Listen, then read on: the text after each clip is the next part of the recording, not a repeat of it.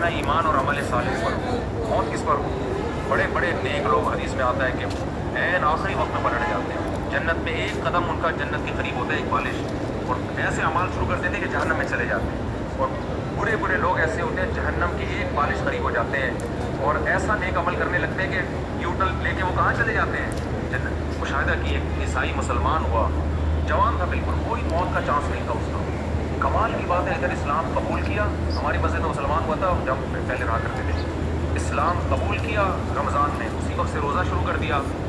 اچانک بخار آیا اور ایک ہفتے کے اندر ڈیتھ ہو گئی. اب دیکھو 24-25 سال کا ینگ لڑکا تھا، ساری زندگی عیسائیت میں گزری، لیکن اسلام قبول کیا. لیکن ایسا ڈر گیا تھا نا اسلام پہ، جب اسلام قبول کیا نا پورا خاندان نے اس کا بائیکاٹ کیا. اس نے کہا بھائی میں اب اسلام کو نہیں چھوڑوں گا.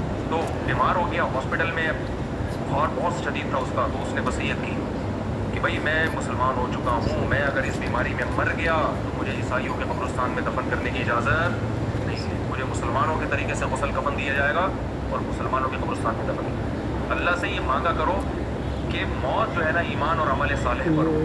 موت کس پر ہو؟